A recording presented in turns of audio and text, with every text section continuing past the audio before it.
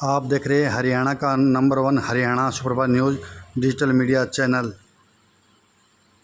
आज का दिन इसलिए भी विशेष है कि इस वर्ष स्वतंत्रता दिवस के साथ हरियाली तीज का पावन पर्व भी मनाया जा रहा है। मैं प्रदेश के सभी नेताओं, मतदाताओं, सभी माताओं, बहनों और बेटियों को हरियाली तीज की हार्दिक शुभकामनाएं देता हूं। प्रकृति, संस्कृति और नारी शक्ति से जुड़ा यह पर्व हमारे सामाजिक और सांस्कृतिक जीवन की समृद्ध परंपराओं का प्रतीक है। आज के इस पावन अवसर पर मैं भारत की स्वतंत्रता के लिए अपना सर्वस्व न्यौछावर करने वाले ज्ञात अज्ञात स्वतंत्रता सेनानियों और शहीदों को श्रद्धापूर्वक नमन करता हूं। इन सेनानियों के त्याग और बलिदान से हमें आजादी मिली। महात्मा गांधी सहित असंख्य स्वतंत्रता सेनानियों के त्याग, तप और तेजस्वी नेतृत्व ने अंततः 1947 में देश की अंग्रेजी शासन से मुक्ति दिलाई गई। 140 करोड़ से अधिक भारतीयों ने विविधता में एकता, सांस्कृतिक मूल्यों और संविधान के प्रति अपने अटूट आस्था के बल पर भारत को विश्व के सबसे बड़े और सशक्त लोकतंत्र के रूप में स्थापित किया है। यह हमारी 8 दशकों की लोकतांत्रिक यात्रा है, जिसने इस भारत देश को एक सशक्त, मजबूत और लोकतांत्रिक देश के रूप में स्थापित किया है। हमारे संविधान निर्माताओं ने न्याय, स्वतंत्रता, समानता और बंधुत्व के जिन मूल्यों पर लोकतंत्र की मजबूत नींव रखी थी, वह नींव समय के साथ और मजबूत हुई है। आज मैं देश की सीमाओं की रक्षा कर रहे हमारे वीर सैनिकों को विशेष रूप से नमन करता हूं। विपरीत परिस्थितियों में भी वे तिरंगे की आन बान और शान को बनाए रखने के लिए सदैव तत्पर रहते हैं। मैं उन वीर जवानों को श्रद्धांजलि अर्पित करता हूं, जिन्होंने देश की एकता, अखंडता और संप्रभुता की रक्षा करते हुए अपने प्राणों का बलिदान दिया। जब जब भारत की अस्मिता को चुनौती दी गई है, हमारे सैनिकों ने अदम्य साहस और पराक्रम का परिचय दिया है। भाई और बहनों, हमारी सरकार ने शहीदों के परिवारों के सम्मान और कल्याण को हमेशा सर्वोच्च प्राथमिकता दी है। देश की रक्षा करते हुए शहीद हुए जवानों के आश्रितों को अनुकंपा के आधार पर सरकारी नौकरियां दी जा रही है। पिछले लगभग 12 वर्षों में लगभग 425 शहीदों के आश्रितों को सरकारी नौकरी प्रदान की गई है। यह केवल सरकारी सहायता नहीं, बल्कि राष्ट्र की ओर से अपने वीर सपूतों और उनके परिवारों के प्रति कृतज्ञता की अभिव्यक्ति भी है। हरियाणा की धरती वीरता, त्याग और देशभक्ति की धरती है। इतिहास के पन्नों में इस बात के साक्षी है कि 10 मई 1857 की अम्बाला में उठे स्वतंत्रता आंदोलन की चिंगारी ने पूरे देश में आजादी की अलख जगाई थी। उसे संघर्ष ने अंग्रेजी शासन की नींव को चुनौती दी और देशवासियों के मन में स्वतंत्रता की लौ को प्रज्वलित किया। इस गौरवपूर्ण इतिहास को आने वाली पीढ़ियों तक पहुंचाने के उद्देश्य से हरियाणा सरकार द्वारा अम्बाला छावनी में स्थापित किया जा रहा भव्य शहीदी स्मारक अब निर्माण के अंतिम चरण में है। यह स्मारक हमारे वीरों के त्याग, संघर्ष और देशभक्ति का स्थायी प्रतीक बनेगा। भाई और बहनों, वर्ष 2014 से प्रदेश में 13 राजकीय मॉडल संस्कृति वरिष्ठ माध्यमिक विद्यालय थे, जिनकी संख्या बढ़कर अब 218 हो गई। सुपर 100 सरकारी स्कूलों के बच्चों के सपनों को नई उड़ान हमारे लिए सुपर 100 केवल एक योजना नहीं, बल्कि सामाजिक और अवसर की समानता का मजबूत उदाहरण है। आर्थिक रूप से कमजोर और सामान्य परिवारों से आने वाली प्रतिभाशाली बच्चों को उच्च गुणवत्ता की तैयारी, मार्गदर्शन और बेहतर अवसर उपलब्ध कराए जा रहे हैं। हमारे सरकारी स्कूलों के बच्चे आईआईटी, एनआईटी और देश के प्रतिष्ठित संस्थानों में पहुंच रहे हैं। हमारे बच्चे मेडिकल क्षेत्र में प्रवेश लेकर डॉक्टर बनने का अपना सपना वो भी पूरा कर रहे हैं। आज सरकारी स्कूलों में पहली बार विदेशी भाषाओं की शिक्षा को बढ़ावा दिया जा रहा है।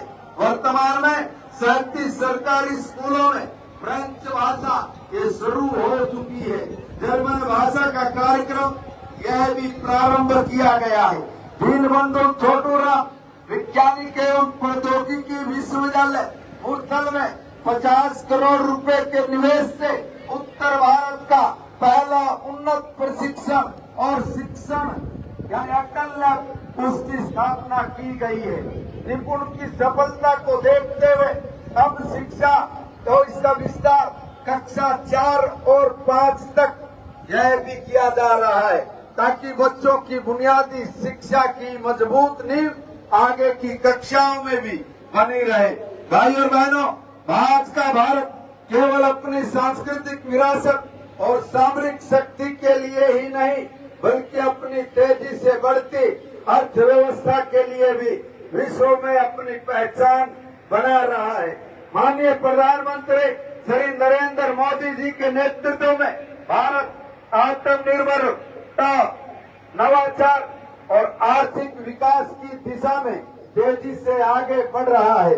भारत दुनिया की प्रमुख अर्थव्यवस्थाओं में अपनी स्थिति लगातार मजबूत कर रहा है और विकसित भारत के लक्ष्य की ओर तेजी से बढ़ रहा है। हमारा लक्ष्य केवल आर्थिक विकास की गति को बढ़ाना नहीं, बल्कि एक ऐसा विकास सुनिश्चित करना है जिसका लाभ समाज के अंतिम व्यक्ति तक पहुंच सके। इसी सोच के अनुरूप हम विकसित भारत के साथ विकसित हरियाणा के संकल्प को भी आगे बढ़ा रहे हैं। हरियाणा आज देश की अर्थव्यवस्था में महत्वपूर्ण योगदान देने वाले राज्यों में शामिल है। राज्य का सकल राज्य घरेलू उत्पाद यानी जीएसडीपी वर्ष 2026-27 में लगभग 15.18 लाख करोड़ रुपए रहने का अनुमान है, जो पिछले वर्ष की तुलना में लगभग 11% की यह वृद्धि दर्शाता है। यह आर्थिक प्रगति, विकास प्रगति, कृषि, उद्योग और सेवा क्षेत्र तीनों के संतुलित विकास का परिणाम है। आज हरियाणा की अर्थव्यवस्था में सेवा क्षेत्र की महत्वपूर्ण भूमिका, साथ ही विनिर्माण और कृषि क्षेत्र में भी प्रदेश की आर्थिक शक्ति के मजबूत आधार बन गए हैं। इसी विकास यात्रा में आधुनिक परिवहन और हरित उद्योग प्रौद्योगिकी भी महत्वपूर्ण भूमिका यह निभा रही है। हाल ही में प्रधानमंत्री श्री नरेंद्र मोदी जी ने 17 जुलाई 2026 को हरियाणा के जींद रेलवे स्टेशन से जींद और सोनीपत के बीच देश की पहली हाइड्रोजन ट्रेन को हरी झंडी दिखाकर रवाना किया। स्वदेशी तकनीक से विकसित यह ट्रेन भारत की बढ़ती तकनीकी क्षमता और स्वच्छ और टिकाऊ परिवहन की दिशा में एक महत्वपूर्ण कदम है। यह उपलब्धि हमें यह विश्वास दिलाती है कि हरियाणा केवल वर्तमान विकास का केंद्र नहीं, बल्कि भविष्य की तकनीक और हरित अर्थव्यवस्था का भी महत्वपूर्ण केंद्र बनेगा। भाई और बहनों, हमारी सरकार के लिए विकास का अर्थ केवल आर्थिक वृद्धि नहीं, विकास तभी सार्थक है जब उसका लाभ गरीब, किसान, महिला, युवा और समाज के प्रत्येक वर्ग तक पहुंचे। माननीय प्रधानमंत्री जी ने विकसित भारत के 4 प्रमुख स्तंभ बताए: युवा, अन्नदाता, नारी शक्ति और गरीब। हरियाणा सरकार इन चारों स्तंभों को सशक्त बनाने के लिए निरंतर कार्य कर रही है। आरक्षण के माध्यम से जब तक वंचित रहे लोगों को उनका अधिकार देने का प्रयास किया गया है। पिछड़े वर्ग की क्रीमिलिया राय सीमा 6 लाख रुपए से बढ़ा के 8 लाख रुपए किया गया है। साथ ही पिछड़ा वर्ग भी को पंचायत राज संस्था और शहरी स्थानीय निकायों में आरक्षण प्रदान किया गया। गरीब परिवारों की बेटियों के विवाह में सहायता के लिए मुख्यमंत्री विवाह शगुन योजना के अंतर्गत 71,000 रुपए तक की यह सहायता दी जा रही है। गरीब परिवारों के लिए मुख्यमंत्री आवास योजना ये भी शुरू की गई। अब तक हजारों गरीब परिवारों को आवास की सुविधा ये दी गई है। साथ ही गरीब परिवारों को प्लाट भी साथ में दिए जा रहे हैं। आयुष्मान भारत चिरायु योजना के माध्यम से 72 परिवारों को 5 लाख रुपए तक के मुफ्त इलाज की सुविधा मिल रही है। किडनी रोगियों के लिए सभी सरकारी अस्पतालों और मेडिकल कॉलेजों में मुफ्त डायलिसिस की सुविधा उपलब्ध कराई जा रही है। कैंसर की तीसरी और चौथी स्टेज के उन रोगियों को जिनकी पारिवारिक वार्षिक आय 3 लाख रुपए से कम है, 3,000 रुपए प्रति माह की आर्थिक सहायता उनको दी जा रही है। पिछले 12 वर्षों में प्रदेश में 1 चिकित्सा विश्वविद्यालय और 12 मेडिकल कॉलेज ये स्थापित किए गए। इनमें 5 सरकारी और 7 निजी मेडिकल कॉलेज ये शामिल हैं। प्रदेश के मेडिकल कॉलेजों में एमबीबीएस की 2,260 तथा पीजी की 788 सीटों की वृद्धि हुई है। भाई और बहनों, हमारे अन्नदाता हमारे विकास का आधार है।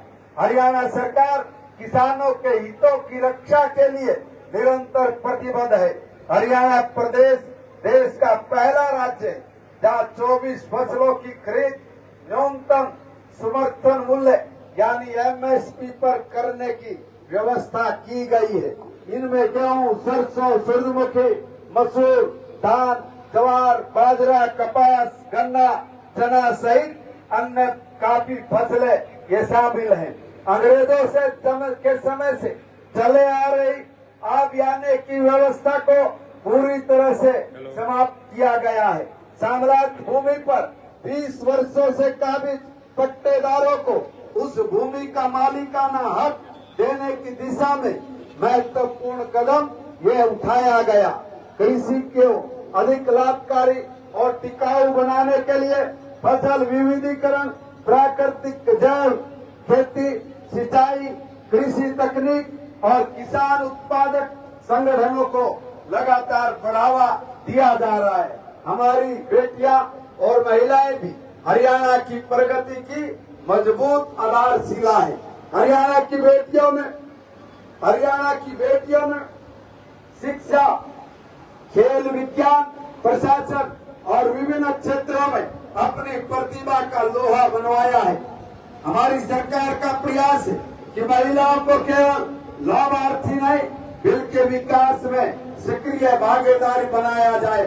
सरकार द्वारा लाडो लक्ष्मी योजना के माध्यम से महिलाओं को प्रतिमाह 2100 रुपए की राशि दी जा रही है। आगामी समय में महिलाओं को और अधिक भागीदारी के लिए परिवार की आय सीमा में छूट बढ़ाई जाएगी। गरीब परिवारों की महिलाओं को 500 रुपए में रसोई गैस का सिलेंडर ये दिया जा रहा है।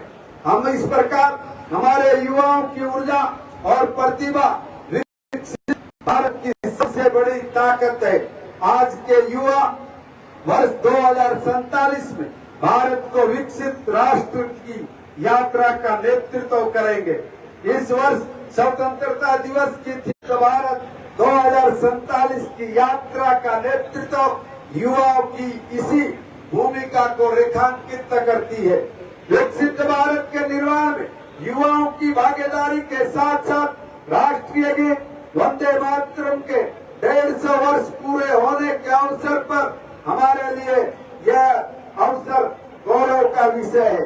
वंदे मातरम केवल एक गीत नहीं बल्कि भारत की स्वतंत्रता से प्रदेश का नाम रोशन किया। कि सरकार ने खेल बुनियादी ढांचे को मजबूत करने खिलाड़ियों को बेहतर प्रशिक्षण उपलब्ध करवाने और प्रतिभावान युवाओं को प्रोत्साहित करने पर विशेष ध्यान दिया है।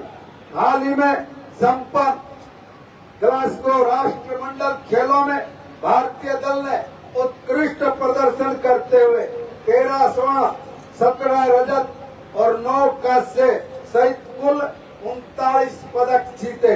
इनमें हरियाणा के खिलाड़ियों की महत्वपूर्ण उनका योगदान रहा है।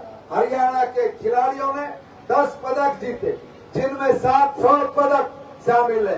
प्रदेश की बेटियों ने 5 स्वर्ण पदक जीतकर हरियाणा का गौरव बढ़ाया है। मैं सभी खिलाड़ियों, उनके प्रशिक्षकों और परिवारों को उनकी उपलब्धि के लिए हार्दिक बधाई देता हूं। इन खिलाड़ियों की सफलता आने वाली पीढ़ी के लिए प्रेरणा का स्रोत बनेगी और प्रेरणा की स्रोत है। हमारा स्पष्ट मानना है कि सरकार जनता की है और शासन जनता के लिए है और विकास जनता की भागीदारी से ही ये पूर्ण होता है। जब हम लोग स्वतंत्रता के 80वें वर्ष में प्रवेश कर रहे हैं तो हमारे सामने केवल अतीत की उपलब्धियों पर गर्व करने का अवसर नहीं है, बल्कि भविष्य के भारत और भविष्य के हरियाणा के निर्माण का संकल्प लेने का भी अवसर है। वर्ष 2047 में जब देश अपनी स्वतंत्रता की शताब्दी बनाएगा, तब भारत को विकसित राष्ट्र और हरियाणा को विकसित राज्य के रूप में जिम्मेदारी है। हमें एक ऐसा हरियाणा बनाना है जहाँ किसान समृद्ध हो, जहाँ युवा रोजगार देने वाला भी बने और रोजगार पाने वाला भी, जहाँ हमारी बेटियां सुरक्षित हो, शिक्षित हो और आत्मनिर्भर हो, जहाँ उद्योगों को अवसर और युवाओं को रोजगार मिले, जहाँ हर गरीब परिवार के पास सम्मानजनक जीवन की सुविधाएं हो, जहाँ गांव और शहर पर्व ये मनाया जा रहा है। और इस अवसर पर मैं एक बार फिर से आप सभी को हार्दिक बधाई एवं शुभकामनाएं देता हूं। मैं देश की सीमाओं की रक्षा कर रहे हमारे वीर जवानों, पुलिस और सुरक्षा बल के सभी कर्मियों को विशेष रूप से बधाई देता हूं। मैं न्यायपालिका, सिविल सेवाओं, वैज्ञानिकों, शिक्षकों, किसानों, श्रमिकों, उद्यमियों, चिकित्सकों और देश प्रदेश का नाम रोशन करने वाले हमारे सभी खिलाड़ियों समेत समाज के प्रत्येक वर्ग को अपने शुभकामनाएं प्रेषित करता हूं, शुभकामनाएं देता हूं। आप सभी को मेहनत और उपलब्धि ही भारत को हरियाणा की असली शक्ति है। आइए हम सब मिलकर अपने महान स्वतंत्रता सेनानियों के सपनों का भारत और विकसित हरियाणा बनाने के संकल्प को आगे बढ़ाएं। एक बार फिर आप सभी को 80वें स्वतंत्रता दिवस की हार्दिक बधाई और शुभकामनाएं। धन्यवाद। जय हिंद, जय भारत, जय हरियाणा। माननीय महोदय, उपलब्धियों से भरे हुए और औजस से भरे हुए इस संबोधन के लिए आपका बहुत नेक्स्ट लाइन चल कंधे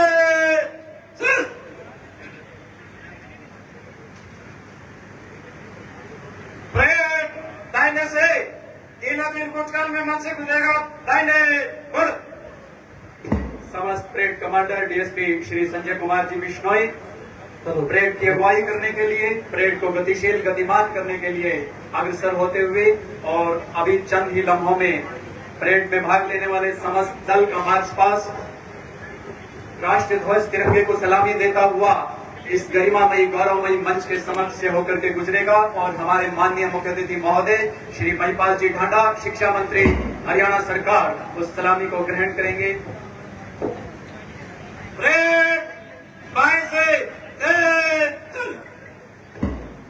जोश भरा जश्न, उत्साह भरा उत्सव, संकल्प भरी गतिशीलता और जीवंतता भरी चैतन्य प्रस्तुति के लिए उन्मुख, प्रतिबद्ध, तत्पर और तैयार ये जिला स्तरीय परेड कमांडर अपनी ओजस्वी कमांड से परेड का नेतृत्व करते हुए और पारंपरिक गणवेश में सजे धजे इन सभी जवानों के लिए महिला पुलिस दल, पुरुष पुलिस दल, गृह रक्षी दल और एनसीसी, स्काउट और प्रजातंत्र के प्रहरी और सबसे अंतिम स्थान पर बैंड का दल, आप सभी के लिए, आप सभी के संघर्ष के लिए मुझे श्री हरिवंश राय बच्चन जी की वो पंक्तियां याद आती हैं जो मैं आपको समर्पित करने जा रहा हूं, आपके संघर्ष के लिए और इतने दिनों से आपने जो मेहनत की उसके लिए।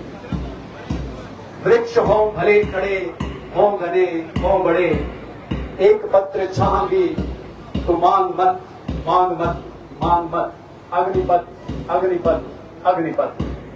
तो यह महान दृश्य है, चल रहा मनुष्य है, अश्रु स्वेद रक्त से लथपथ, लथपथ, लथपथ, अग्निपथ, अग्निपथ, अग्निपथ।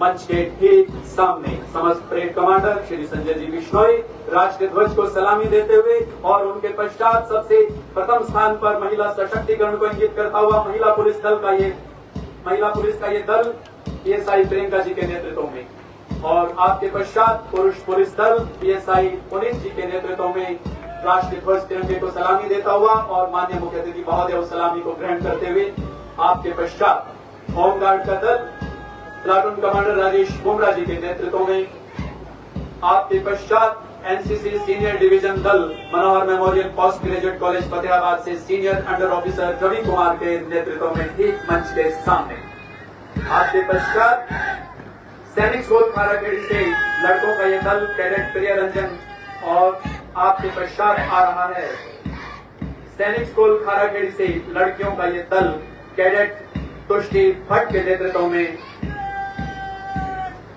अनुशासन और जोश, जुनून, उत्साह, उमंग देखते ही बनता हुआ, और आप सभी से मेरा निवेदन करतल ध्वनि से इनका मनोबल बढ़ाइएगा। एनसीसी जूनियर डिवीजन दल राज्य के मॉडल